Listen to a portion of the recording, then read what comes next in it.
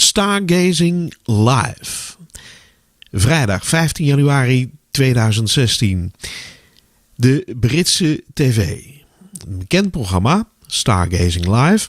Maar op deze 15 januari 2016 gaat het over het volgende in Stargazing Live. Brian Cox en Dara O'Brien kijken toe terwijl de Britse astronaut Tim Peake voor het eerst het ruimtestation ISS verlaat voor een ruimtewandeling. Dat is natuurlijk wel een heel bijzonder iets. En dat is natuurlijk voor SciTech Talk reden om daar aandacht aan te besteden. En dat gaan we dan zo dadelijk ook doen. De uitzending is in principe al 4 minuten bezig. En we zullen dus live beelden uit de ruimte gaan krijgen. Als Tim Peake daadwerkelijk met zijn ruimtewandeling bezig is. Het is mij nog niet helemaal duidelijk of hij daar op dit ogenblik al mee bezig is. U krijgt zo dadelijk nog even een beeldje van mij. Want hartelijk welkom. Het is hier vrij donker op het ogenblik. Ik ga direct wel even het licht aanmaken. Dan kunt u mij ook nog even zien.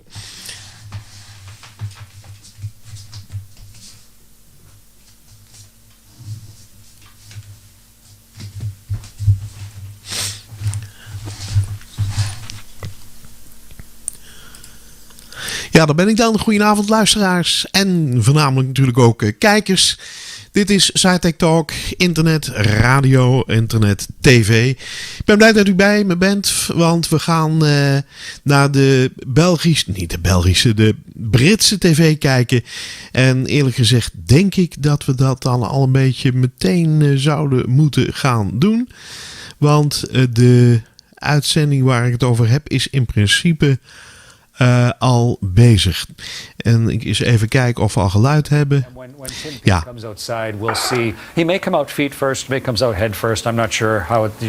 We hebben beelden, dus we gaan gauw naar de BBC toe. Stargazing Live, vrijdag 15 januari 2016. I think he must be on his way up. There we are. There he is. He's actually at the door now. Yeah. Tim, it's really cool seeing that Union Jack go outside. This is explored all over the world. Now it's explored space. Thank you, Scott.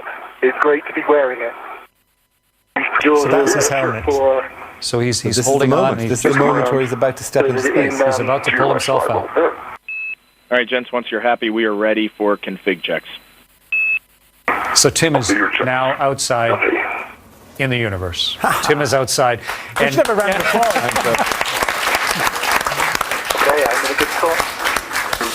We're going to have a look, by the way, at the spacesuit like Tim's. And by the way, if you have any questions you want to ask about spacesuits or spacewalks, please send them in to the usual addresses that they're on the screen right now. Chris, this is a model of a similar spacesuit to the one that Tim was using today. Can you show us around? Yeah, it's inherently just a little bag of the Earth's atmosphere that you're carrying around with you to keep you alive. A little pressurized one-person spaceship, and it's mostly just cloth, and it's not all that thick. It comes in, actually, if I can borrow that, it's got multiple layers. It's got this white stuff to protect you against the sun on the outside, and then it's got some sort of protective tough layers here in case you get hit by a little meteorite, and then one thick tough layer here, and then inside it's a pressure bladder in order to hold the air inside, and then all of that against your skin is a liquid cooling garment pumping water around your body, all keeping you alive alone out in the Because one of the things, obviously, is not just there to keep air around you, it's also to protect against vast extremes of temperature. If you're in the sun and then you're out of the sun, I mean, it's a difference of 300 degrees. It is. If the sun was right there on your chest, it would be on the order of plus 150 Celsius, but on your back it would be minus 140 Celsius or so. So a huge temperature, and you can feel it on your legs. Like you don't want to let the flesh of your legs touch the ice cold pipes of the suit itself.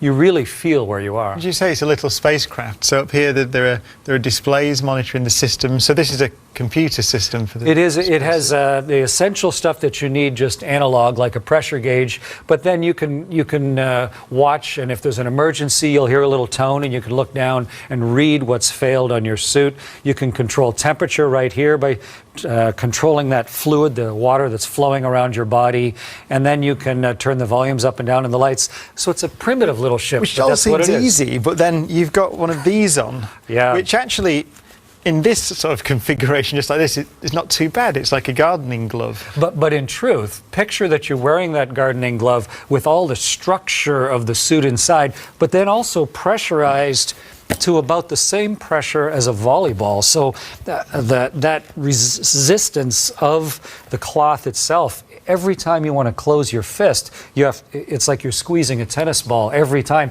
And there's no break. You're in the suit for 6 or 7 hours that way. So when we see Tim doing quite difficult, very precise tasks with cabling, he's doing it with this glove, but inflated to that pressure. It's as if someone has strapped you to an exercise machine for 6.5 hours for everything you move. And so when you come in after being on a spacewalk in this suit, I mean, you've skinned yourself essentially. Oh yeah, you're tired. Your hands are used up. Your fingers throb for days afterwards. You have to be really careful, trim your nails beforehand, and try and conserve your energy, because the things you do in the last 15 minutes of the spacewalk are just as important as the things you did at the start. So you have to pace yourself and be ready for it. And the controls when you come in are kind of noticed, they're all printed backwards. Yeah, of course, if you're in this suit and you're trying to control the stuff in the front, you can't see it. So you wear a wrist mirror on your left wrist. And so if you want to adjust the temperature, you look at that, you reach down, you dial it to where it needs to be, or the main control of the pressurization of the suit are all here. I think we used the word earlier, it's a non-trivial exercise doing a spacewalk. Yes. That's probably right. Yes, there's a lot of engineering in spacesuits, but they can and do fail. During a spacewalk in 2013, a potentially fatal water leak nearly drowned Italian astronaut Luca Parmitano. He told his story to Liz Bonnen. Luca, tell me about the moment when you realized something was wrong. I had just completed the first task of the day, or maybe the second task, and I was just moving away from this corner that I had been working in, and in doing the motion I leaned back inside the helmet with my head, and I felt cold water touching the back of my head. Water that wasn't supposed to be there. It was coming from the back of my head and it was flowing forward. I feel a lot of water on the back of my head, but I don't think it leaked from my back. And at that moment, the water covered my eyes and then it went inside my nose. My head is really wet, and I have a feeling that it's increasing. And the sun went down at the same moment. And so all at once, I went from a situation where I thought I was pretty comfortable to being very uncomfortable. Feels like a lot of water.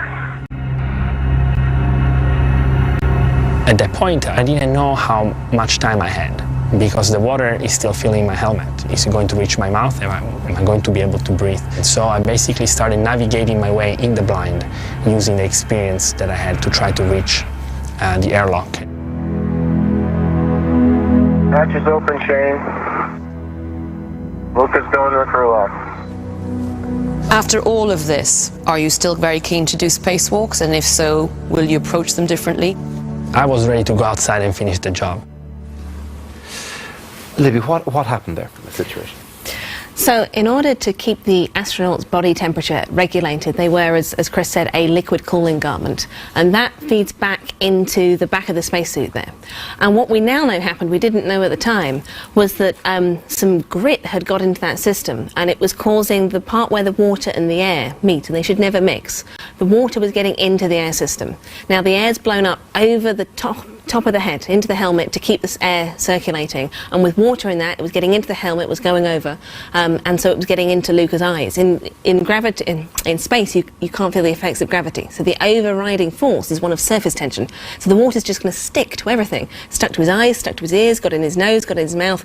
As Luca said there, he couldn't see, he couldn't hear. The only way back was to feel his way back. We have footage of the test they did on Luca's helmet afterwards, that you can see how the water gathered in front of him.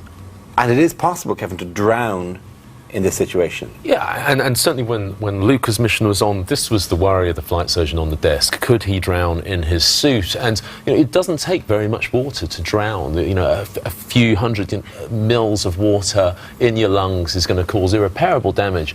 And you don't have to drown completely. A partial drowning will cause problems with your lungs that you need services of an intensive care unit. There's no intensive care unit up there. But this suit, or this section of the suit, it was returned into use again. Well, NASA, of course, looked into it really seriously. They looked at the design. But if it's something that only happens when you're weightless, then it's really difficult to figure out exactly what caused the problem. But they replaced a bunch of pieces, they put that suit back into service, and that suit was being worn again today. And there aren't many of these suits in existence. No, there's like a dozen of these suits that exist, and there are 3 up on the space station right now. It's not like there's a bunch of reserves you can go to. You can't swap them out very easily. No, they're complex and rare and expensive, and so you want to use them for as long and as many times as you can. So it was a suit that Tim Cooper was wearing today? It's the same one that Luca was wearing. Okay, the first moments of Tim's spacewalk were in darkness, but after just half an hour, he experienced his first sunrise. All right, gents, the sun is coming up. You're over Western Canada.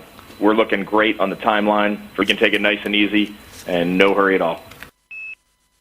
Now I think we're going to see our first glimpses, hopefully, of Tim Peake in daylight on his first spacewalk. You really get a sense of the scale. I haven't really had that sense before, but looking at these pictures, it is a vast structure, isn't it? It's nice if you get lost, though. We have painted little arrows all over the station that say airlock that way. That must be Tim Peake there. I think Tim Cooper already went out. Yeah, he did, Jim. So that's Tim Peake clinging onto the bottom of the... You're good, man, Tim. He's got a bag of tools. You can see his safety tether as well. Yep, as he goes we do have a call on for 2032 forward. That there is a Union Jack on the shoulder on the outside of the space station. Yes, for the first time. It's nice to see. It is, isn't it? Does it make you feel insignificant? Does it make you feel proud? How does it to watch something like that unfurl beneath you? I think what Tim's going to come back inside with is a true sense of perspective. And the fact that you recognize that you're small does not necessarily make you feel insignificant. Because through our creativity and our invention, we have figured out a way to get to where he is today. To get to see the whole world like this out the window, to start exploring the rest of the universe in person. That gives you a great sense of historical significance. But you also recognize just how small you are, how ancient the world is, how the distances are beyond comprehension, and you're just out there in the middle of it all. You really get a sense of where we are in the universe. One of my favourite moments, beautiful little moment, when we saw that Tim Cooper had a picture of his family strapped to his arm. And we believe that Tim Peake also did, but we saw that image there, which I thought was very beautiful. And there it is. And it's attached to his checklist, to his emergency checklist. Actually, you brought your emergency checklist along, didn't you? This is the one that's flown twice. Yeah, so it's really nice because Tim Cooper's wife was there in Mission Control watching today, so she got to look at that quick image over his shoulder and see on what are these blank pages in the very back where he'd put something personal. It's kind of like social media, sort of. You're out there doing an important thing, but it gives us insight into what it's like to be a person, a family member. It reminds you to be careful, I would think. Well, that's true too. Yeah. They were lucky actually because both Tims had time to take photographs. We have footage of them, and they even got Tim Peake to lift up his visor to get a better photograph. David Hartley wants to know: do astronauts have any time for sightseeing or contemplation during an EVA? There's no, if you were to look at the timeline that NASA built for the spacewalk, nowhere in there does it say take time out for contemplation. but you try and work as efficiently as you can. And inevitably, there's going to be a few moments in there where you get ahead of the timeline. And in this case, they got all the way out to the furthest end of the space station, and they had on the order of, 15 or 20 minutes waiting for the sun to go down before they could start doing the actual work. So it was a beautiful moment that Tim will remember. I loved it as well because he just visor up like that and a big smile. Yeah. You'd have to. By the way, really quickly, Sean Murphy, age 7, asked, how heavy is that suit? How heavy is the suit? It weighs more than I do. Maybe as much as you do, I think. So not heavy at all. No, it's weightless, in fact. Right. Yeah.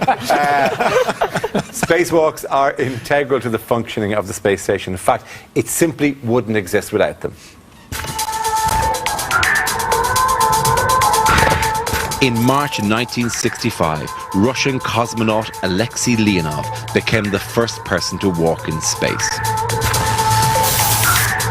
Since then, 214 astronauts have stepped outside their spaceship into the dark vacuum of space. Tim Peake is number 215.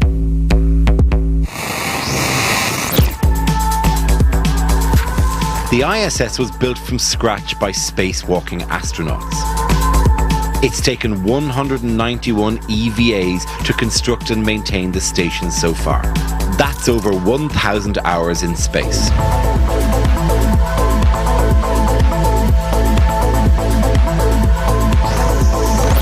Russian cosmonaut Anatoly Solovyev holds the record for the most spacewalks. He left the safety of the Mir space station 16 times. The longest ever spacewalk was done by Americans Susan Helms and Jim Voss in 2001 and lasted 8 hours 56 minutes. Spacewalking astronauts experience temperature swings of up to 277 degrees Celsius as the ISS moves from day to night. Only 6 untethered spacewalks have ever been performed. In 1984, Bruce McCandless floated freely away from the space shuttle for over 300 feet, the most remote anyone has been in space. So, Libby, space stations built and spacewalks built and repaired the International Space Station. So what was broken that had to be repaired today? Back in November, a box called the sequential shunt unit broke. Now, there are 8 solar arrays on the space station, and each one of those provides power to the space station. It's completely solar array powered. Now, the sequential shunt unit is effectively a voltage regulator for one of those solar arrays, and it makes sure that the power coming in is good to use.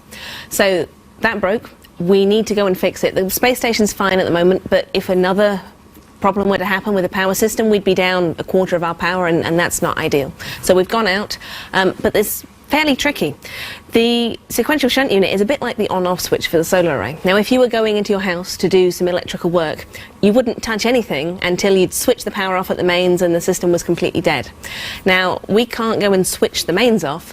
Our power comes from the sun. So the astronauts had to wait until we were in the darkness, until the sun had set, for them to go and touch that box to be able to remove it and replace it. So it makes it technically more difficult than it already is, that the work has to be done within a very specific time limit.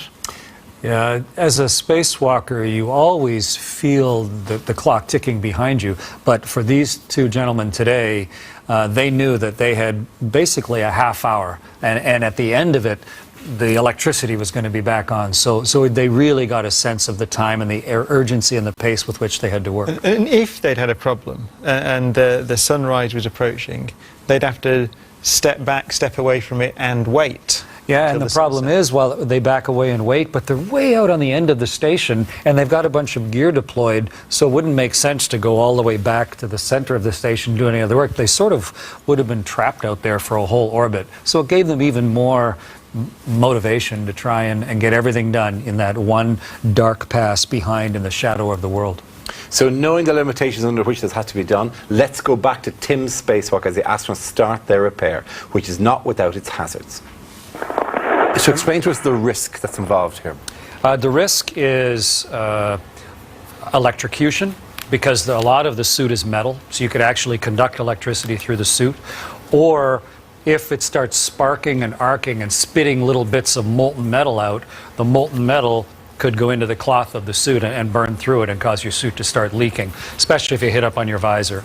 So those are the kind of the primary risks we're trying to avoid, and that's why we really want to make sure that you're in the dark side of the world. All right, Tim, it's time. So perfect. We are ready to go. You can verify the socket is fully engaged, and we're going to have you do 4.5 turns. So that's the the wrench? So he has the big power tool on top of the main central bolt that is holding the SSU on, and you can see Tim is watching, highlighting the area that he's working. It sounds like it's turning at a nice rate, which is good. 4.5. Okay, pushing my way a little bit more. Dude, I'm looking at the station end of it, and it all looks clean. So the old one has been removed, it's been checked, it's been stowed. So now the new one goes in. And now the focus taking the last strap off the bag of the new pristine. This sequential shunt unit just came up to them, just came up on the last spaceship, and now they're going to start the meticulous process of positioning it so that it brings this whole solar array back to life. Your both engagement pins are in, that's good. Excellent. Connectors are on. Bravo 1, clockwise 2. So it's attached in place and now it's being secured. Will they begin to get stressed now? Are they working against the clock? You're always the clock is your enemy in a spacewalk. Always. The clock is always ticking, and you always have but there's a very real risk here when we move back into daylight. But here they are definitely working against the next 15 minutes. They have to get this solved, or it's going to have an effect on the rest of their spacewalk. Looks like it's going well. Okay, guys, let us talk for just a second. Everything looks good. Just hang out for a second, and we'll give you final words. That's CO2 sensor bad. Okay, Tim, we copy CO2 sensor. So bad. Tim just had a problem with his suit. You did get about a quarter turn out of that PGT. Just to be clear, that's Tim Copra's CO2 sensor. I think I understood it as Tim Copra, his carbon dioxide sensor in his suit failed. We're going to page 26 of the cuff checklist, and step 1 is to periodically monitor for water in the EMU.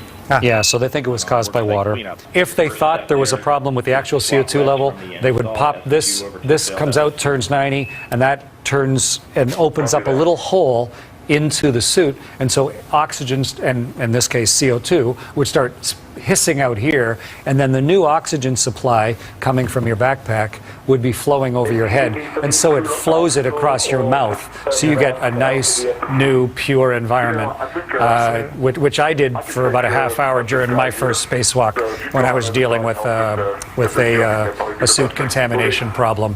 Why did you have to? In my case, there was contaminated water floating around inside, and it picked up some contamination off the visor and put contaminated water into my left eye, and really like oil or shampoo or something in your eye, so you can't see, but your tears don't drain, and the ball of tear got bigger and bigger and bigger on my eye until eventually it got so big, this floating ball of contaminated tear, that it crossed the bridge of my nose and went into my other eye. And blinded me. So then I did what Tim just did, called down to Houston and said, Houston, I'm blind. And they said, well, give us a minute to think about it. And then they thought maybe it's contamination. So they had me open this valve. So I was holding on to the outside of the station. We'll be removing the square scoop from the installed SSU. Blind, listening to my oxygen hiss out into the cosmos for a while. Until eventually I cried enough and my tears evaporated so that it started to dilute the stuff in there that I could start to see again. And so then I told Houston I could see, although I couldn't really see very well, but I could see enough, but I was tired of listening to my oxygen hiss out. As soon as I could just start to make out shapes, I closed this valve and then got back to work. And we finished the whole spacewalk, about an 8-hour spacewalk. But I was lying for about a half hour. But they should now, 8 minutes to sunrise, they should be moving away. Here we go. Okay, so well, they're good. They don't need to move away because they got it locked down and torqued, and it's safe. So anything that goes wrong will go wrong internally. Correct. They have all indications that the SSU they just secured is just as good as the SSUs that they went by on their way out there. They got everything done in this darkness period, so that's terrific. Now, Kevin, we heard there something which sounded a small problem, which is a CO2 sensor failure in the suit. So as the doctor, the flight surgeon sat there, what do you feel if the CO2 sensor fails? So they're fairly temperamental sensors, and it's not uncommon that they fail, but it leaves you with a problem. As the flight surgeon, you're monitoring the health of the astronaut indirectly through all of these devices, and now you're blind to that. Now, you've no reason to suspect that the thing that's removing his carbon dioxide, those carbon dioxide scrubbing units inside the suit, have failed, but you will now have to monitor his carbon dioxide levels through what he's feeling, to monitor for the symptoms, and the astronaut will have to monitor for the symptoms of high levels of carbon dioxide, so drowsiness, dizziness, confusion. So it will be unnerving for the flight surgeon, and certainly this would not have been a comfortable spacewalk for him. Slightly unnerving for the astronaut, because you're saying that you put the diagnosis, so the pressure back onto the astronaut and say, do you feel as if your CO2 levels are rising? Because that's all you can do. Well, absolutely. Now you're going to your second monitor, which is the astronaut themselves, and it's really the sort of thing that you don't want to have to rely upon just your feel of the situation for, everyone wants to be as clear that everything is working. And there's a saying in space operations, which is, as soon as things start to go wrong, they tend to continue to go wrong. And so that sort of sometimes heralds other problems. Question from Jill Martin. She asks, they keep looking at their gloves. Do they do that to check for damage? Occasionally the space station gets hit by a tiny meteorite. And it's like a little bullet hole, and if it's in one of the handrails, you might not even know it was there. And you grab onto that handrail and inadvertently maybe put a little tear in your glove. The glove's got some layers in it, and a pretty tough, almost like a chainmail armor kind of layer underneath. But it's a really good idea every half hour or so to stop, hold your gloves up to the camera that's looking at them, do a full inventory, and watch how your gloves are surviving the whole spacewalk. You don't want to have an inadvertent poke hole through your glove and not know that it's there. Jamie on Twitter asks, is there a special diet before a spacewalk? Well, the night before, astronauts carb load. They're going outside for about 8 hours at a time, and so they can't eat while they're out there. So in order to make sure they've got enough energy, they'll eat well the night before. They'll have a couple of protein bars or something in the morning. Okay. As if they're running a marathon, essentially. Yes, exactly. The same amount of effort they're putting into it. Christian Wood just got in touch to ask, if Tim were to become detached when outside the space station, is there anything that could be done? Well, astronauts do have a jetpack to help them get back, but its fuel only lasts minutes, a scenario that Tim had practiced for safely when on the ground. Houston, EV2 is off structure at the airlock and drifting. It's September last year, 3 months before Tim's mission. He's in NASA's virtual reality lab in Houston. It feels incredibly real. As he floats away from the space station, he has one chance to save himself. Safer handle deployed, powering on, waiting for motion to cease. In the simulation, Tim has just fired up the jetpack on his back. It's the best hope for an astronaut drifting in the void. So basically there's 6 jets on every corner, the top 2 and the bottom 2 corners, and those 6 thrusters allow the crew member to maneuver themselves in space and bring themselves back to space station. Plus X, 10 seconds. If floating free in the vastness isn't bad enough, one thing could make Tim's job of saving himself even harder. Because the space station passes from day to night twice every 90 minutes, disaster could strike in the dark. It's a lot more difficult to do it at night. As soon as you come away from the station, then you're just left with a dark piece of station. Pitching up. N2 level, 35%. What are you thinking? I'm thinking I'm drifting a little bit port, and I'm still high above the station, not really adjusting as quickly as I like. People might think that you can use this to fly around space station. You don't have that much time. It's a limited amount of gas.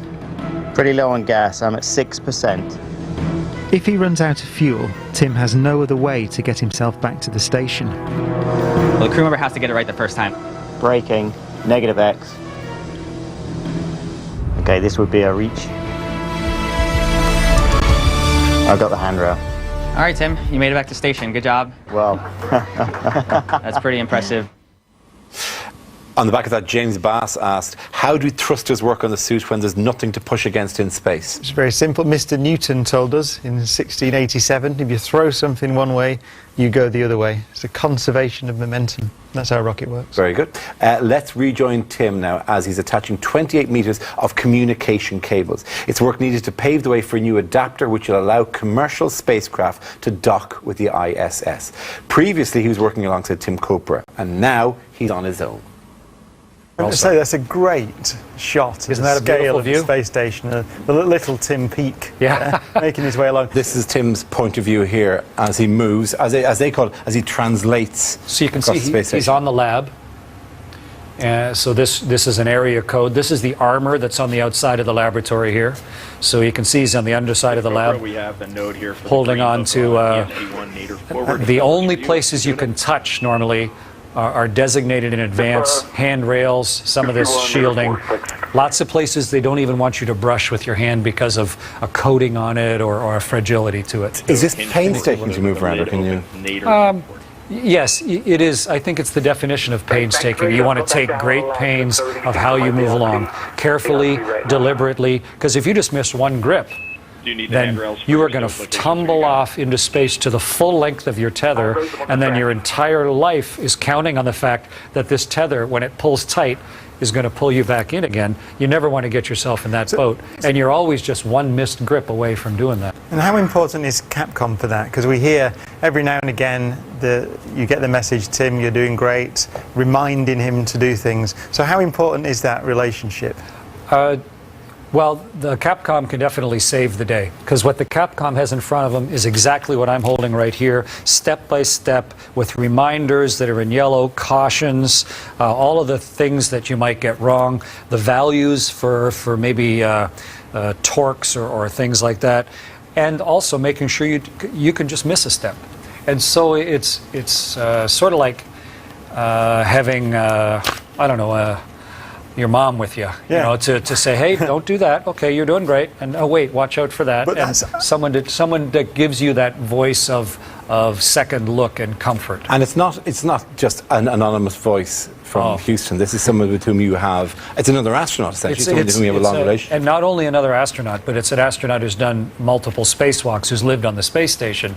So a great depth of expertise, who's been in the pool to practice this, so they know exactly what's going on. And they will know you as well. They will have a relationship. And they know both of these Tims. They trained in Russia together, in Houston, in Europe, in Canada, Tim Cooper, we have a all note over. That you'll put that.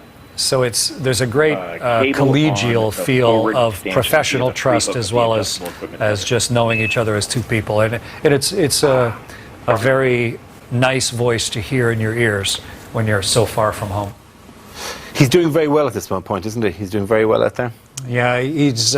You can listen to his tone of voice. He's staying on the schedule. Everything's working well. He's really done an excellent job to this point, and it's making him feel good. But also, it's a great reflection on everything that went into his training and his selection. A question on the dangers from Claire Aldrich: could Tim be hit by space junk? Both man-made space junk orbiting the world, but also just little tiny pieces of the universe, little grains of sand, little bits. And the station gets hit by those all the time. And it's one of the concerns out on a spacewalk. It's why it's got all those layers, and we practice just in case one of them were to cause a small leak. I think you told me once that you could hear them when you're asleep. Yeah, if you sit and wait inside the station with your head somewhere near the metal hull, if you wait long enough, you'll hear the station get hit like a little ricochet sound. You even today described some parts of the station saying that is armor, you said. Yeah, it's got so you're thankful for the armor when you hear it getting hit. But when we bring back a piece of the station, like an old communication antenna or something, we look at that, and it has hundreds of little punctures, little dings all around the surface, so we can actually figure just how often we do get hit. See what? So that's just luck, because you look at these things in the fabric, and there's not a lot of protection in a spacesuit, is there? So you just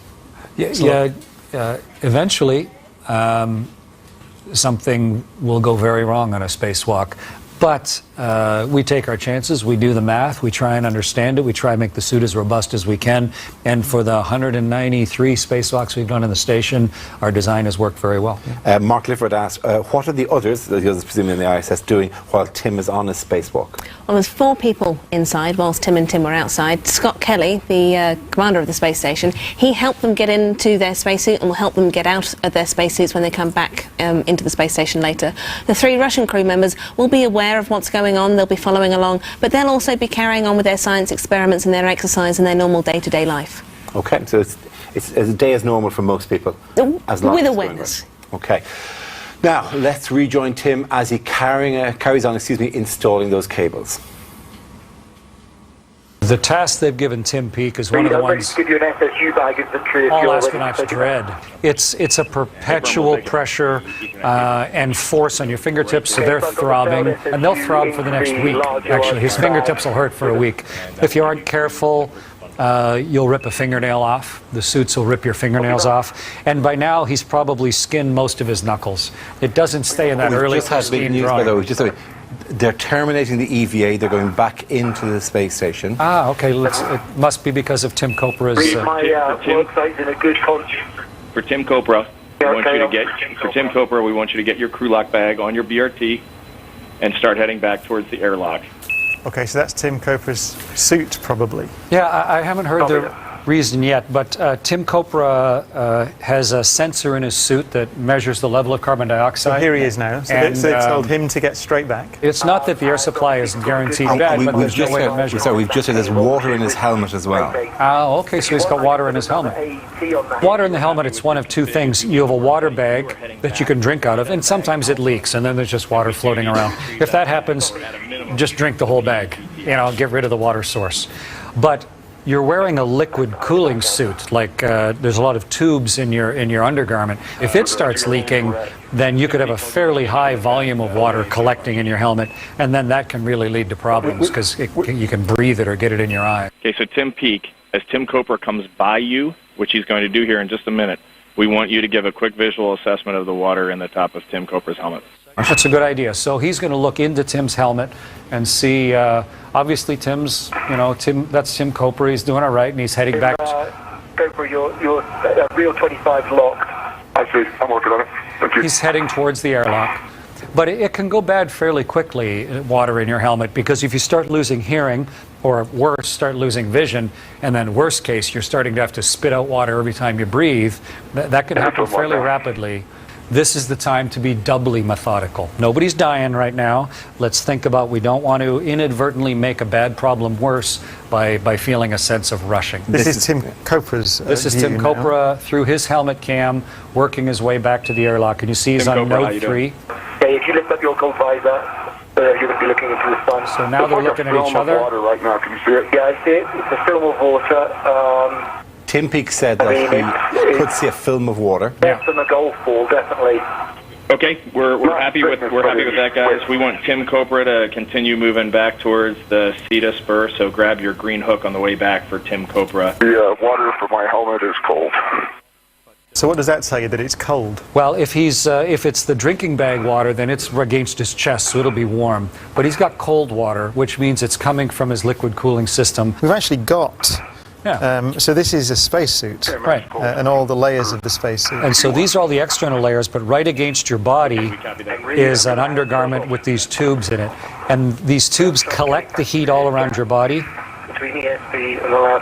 Then they go through an adapter, and then they hook up to the plumbing of the spacesuit itself. And then that runs through a chiller in the back. Looks like the water may be a little bit thicker. It's about 4 inches long.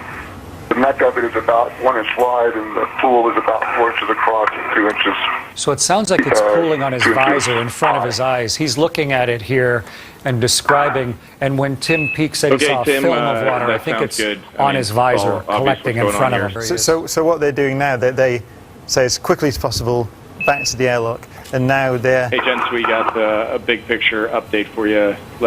Tim Copra, this is going to be mainly on you. We're thinking that we are going to have you ingress first and go on the EV2 SCU, and that would put Tim Peake in EV1 position for ingress. That was actually a pretty big thing, because if we go with that plan, then Tim Peake is going to now be responsible for closing up and being the person that's going to close the hatch. He's going to be basically taking over in the EV1 role for the last part of the spacewalk. So it puts a bunch of new responsibility onto Tim of this EVA. So we see now Tim Copra entering the airlock. Head first. Yep. Yeah, that's the one.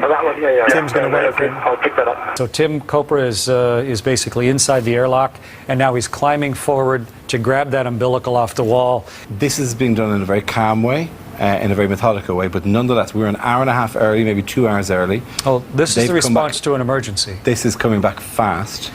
Yeah, they've had an unexpected and serious emergency with one of the suits. That for whatever reason, water is getting into the helmet while it shouldn't be outside during a spacewalk, and it's water from this cooling system. And so they have stopped the EVA in the most safe and careful manner they can. They've already got Tim back inside, and we're hooking him up to the ship's oxygen and water, and now it's up to Tim Peake to finish all the cleanup, and he'll be responsible for closing up and closing the hatch. So there was a sudden change in mood, an unexpected emergency. Suddenly it was about a controlled urgency to get Tim Copra back inside the International Space Station. What was happening inside his suit?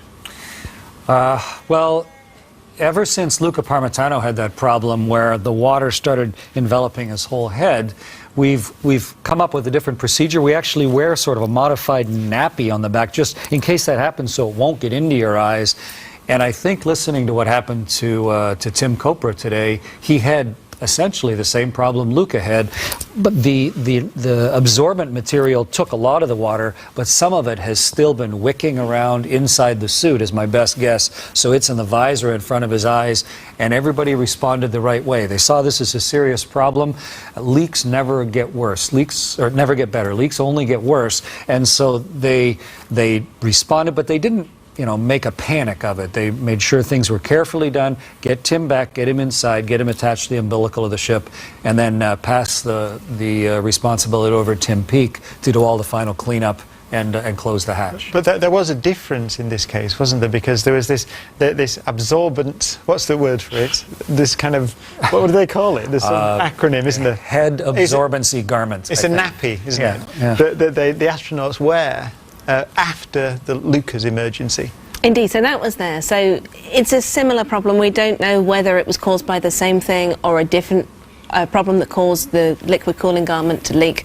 But by having it there, it made the problem present itself later on. We were able to get through all the main tasks we needed to do, and by detecting it, we then got back to the airlock safely. But as Kevin said, we saw that failure of the CO2 monitor, which can be caused by moisture. I think we mentioned it at the time, actually, and so it looks like that was perhaps a signal of something going wrong, as you said earlier. Yeah, that detector can be tricked by lots of things. It can be tricked by water vapour. That's what we see in our life support machines in hospitals, in anaesthetics and intensive care. That's what's happened here. And it just underlines for you that this is truly the smallest spacecraft that you will ever travel in. It doesn't have the same levels of redundancy as the space station.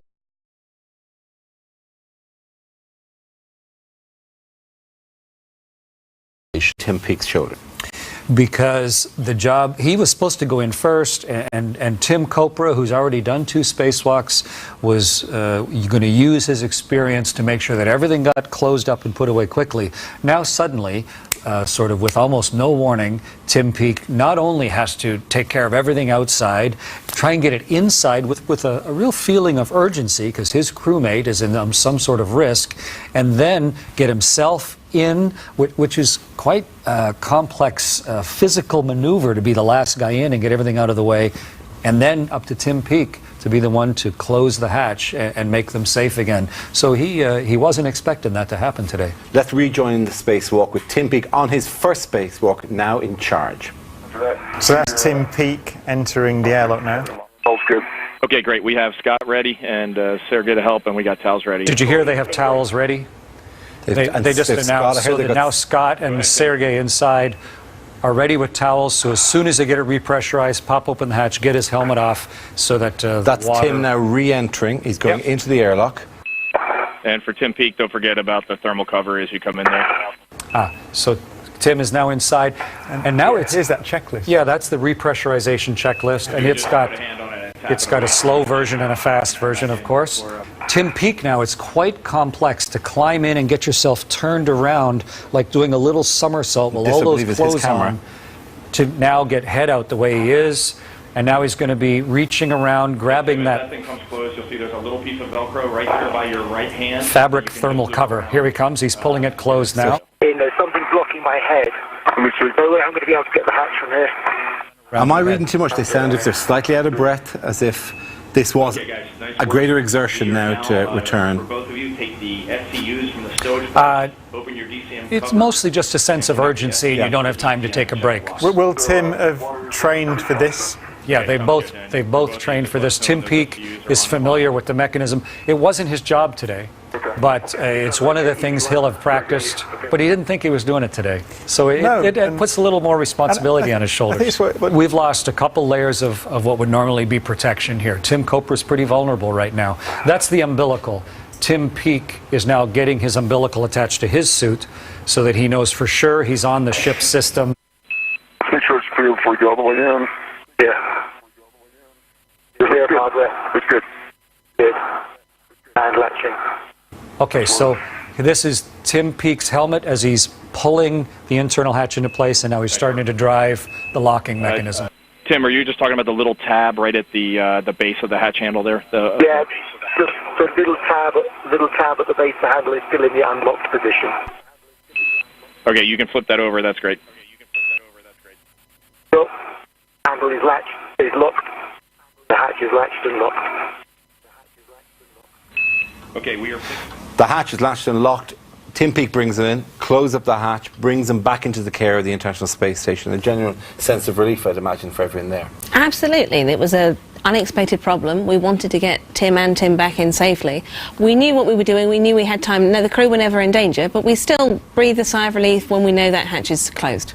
I think we saw a sense of the urgency because Yuri, who flew that manual docking that we showed just before Christmas, we saw a picture of him, and he was just showing a little bit of fiddling with his hands. Plus, interestingly, as well, and said, "Yeah, even all four members of the crew gathered at the door at this point, which they should be off doing their own tasks that wouldn't normally have been there to welcome people in off a space. It's human nature. You've got somebody who's out there who's got water in his helmet. We know how serious that can be. And you want everybody there to make sure that we can get Tim Copra out of his suit, out of his helmet as quickly as possible to get him back to be able to breathe, to dry him up. And everyone just wants to make sure he's okay. This is Tim Copra when he finally arrived in, actually. Oh, sorry, Tim Copra, we've already seen, apologies. This is Tim Peake, I think, as he arrived in, and his helmet being removed. So we should say that it was a successful spacewalk by any measure, in the sense that the main job was done, and of course the astronauts returned safely. So that's tick, tick. You don't expect everything to go right all the time, but that's the main thing. We essentially have an unlimited list of things we could do while we're outside. Most of them just aren't worth doing a spacewalk for. Today, the one that we really went outside to do was to fix the electrical system, and they did that immaculately. Yeah. They got that done right away. And then Tim Copra got the pressure valve installed. That's good. Tim Peake got a lot of the cable laid. And then we ran into a problem, and we did the right thing and came inside. But it was a rollicking success overall of things getting done. And we dealt with a serious problem, which will teach us about the suits. We all breathed a huge sigh of relief when we knew Tim was back safely on board. If we were relieved, however, how must it have felt for Tim's family? Let's ask them. His father Nigel and his sister Fiona join us from Chichester. How was that to watch this afternoon? Pretty interesting. I wondered at one stage if I was going to need a maximum absorption garment or whatever they call it, but I think in Chris Hadfield's word, it was a rollicking success. I think it was your wife who said on the day of the launch that it was a good day at the office. Does this count as an even better day in some ways? Pretty good. I mean, it's taken us 25 years to actually see what he does, you know, to catch him at work. So it was wonderful to sit there with a cup of tea and see him tethering himself and carrying out his tasks properly and professionally. Yeah, it's a pretty proud moment. And did you breathe a big sigh of relief, proud as you were to see him out there working, when that hatch was closed and he emerged back into the space station again? Yes, I think so. I think it was, it obviously was starting to get a little bit tense, although they were very reassuring and everybody was very calm. But it was a sensible thing to do to get them back in, and I must admit I was quite relieved when you knew that was it and they were almost back to safety and just waiting to get the pressurisation levels back again. It's quite incredible. That's a member of your family is one of the only 215 people who've ever done a spacewalk, and the only one from Chichester as well. So the hits keep coming. You must be terribly proud of this. Yeah, quite. I mean, we keep using this word surreal, which really is. You pinch yourself all the time. I've watched the ISS go over this morning at 7:28. It passed over us, beautifully clear sky. And to think that your son is up there conducting these experiments and getting ready for a spacewalk is just completely, it's still unbelievable. Do you keep track of where he is at all times? Do you have a website open with where the ISS is? Usually we try to, but you sort of, the other night when he called us, 1 minute he's over the Alps and the next minute he's heading towards Moscow or somewhere. It's pretty difficult to sort of get used to this 5 miles a second idea. When do you expect to speak to him about the spacewalk? I don't know really, maybe hopefully this weekend, if he gets the chance. It would be great to have a chat with him and see how he felt it all went, because he was certainly very relaxed when we spoke to him. Well, I spoke to him last Sunday, Dad and Mum spoke to him on Tuesday I think, and he was certainly feeling really relaxed about it then. How does that work? Does the phone just ring and you pick it up and it's Tim, or is it pre-arranged somehow? Yeah. It just rings, and if he gets the right number, you hear a voice saying, "Is that planet Earth?" And if not, you get a voice message. We both had left yes, if you're out, if you're out, you get a voice message, which we did. But it just comes up. It's not a special number. It doesn't say ISS or space or whatever. It just comes up as a phone number, and you hope that it's not somebody trying to sell you PPI insurance. Well, good for you for not screening out your son's calls from space. Well done to all of you. Hopefully not any nervous moments today. Thank you very much to Tim's dad and sister. Pleasure to talk to you. From where we go from here, actually, I'm going to lead this on to a question, actually, because as Peter Young asked, what's going to happen to the spacesuit? Will it be brought to Earth to be looked into? Well, all the teams at NASA and around the world will already be having discussions about what possibly happened.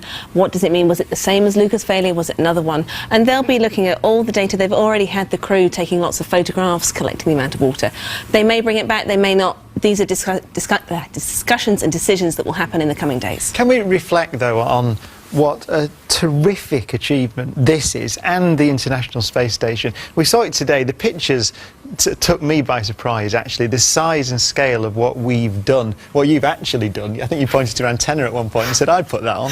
Which was quite impressive. Yeah. But it is a remarkable engineering achievement, isn't it? I think it's remarkable for a couple of different reasons, Brian. One is we've run almost 2,000 different experiments on the station since it was put up there.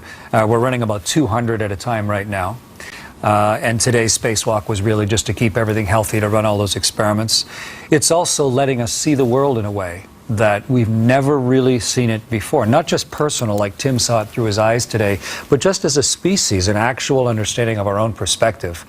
But it's also our first permanent step away. For 15 years we've been living on the space station. Some of us have been off the planet for the last 15 years. It's kind of a historic moment in the life of our species on this planet. And the space station, when Tim's dad went out this morning and watched it go over, that's what the space station really symbolizes. I thought it was a really powerful moment when you said we had for the first part of the spacewalk, we had 3 schools in. Yeah. And you said, you looked at those children and you said, you've never been alive when there were no humans beyond Earth. For their whole life, humans have been off the planet, and hopefully will be forever now.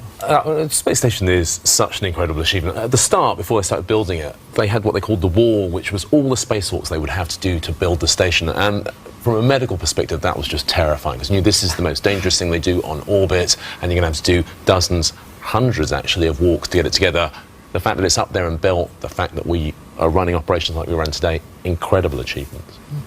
It's been spectacular. We have a piece of, well, some would say mundane media that he's been on Twitter. He's been on Twitter since he did this.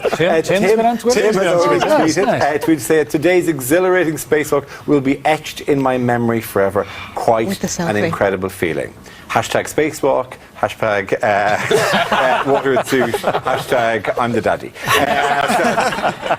But Libby, for you to summarise, it's been a terrific day, but the whole project, the International Space Station, goes on. It's a wonderful thing. Yes, it is, and it will continue to go on doing fantastic science, inspiring the next generation of children to get involved in science and technology, engineering and maths.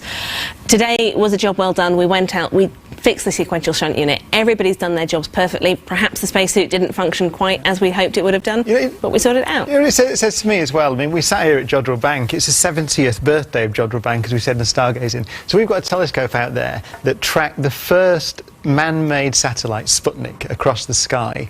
And then we're sat in front of the telescope. It's still working, and we're watching people living and working in space. I think it tells you about how powerful and wonderful, what wonderful things humans can do. And it's a great story of progress. That, I'm afraid, is all we have time for. It has been an extraordinary day at the end of an incredible week. I would like to thank very much Commander Chris Hadfield, Libby Jackson and Kevin Fong for bringing your insight and expertise. Now, Tim's only been in space for a month. And so much has happened, so I'm sure you've seen. He's still got 5 months to go, so you can certainly follow his mission all the way through, follow his re-entry down to Earth. There's about half a year of it still to go. Absolutely. Thank you for joining us for the last 4 nights, for finding pulsars with us, and for following Tim Peake's spacewalk. It's been a pleasure to have you here. We'll see you for the next Stargazing Live. See you next time. Good night.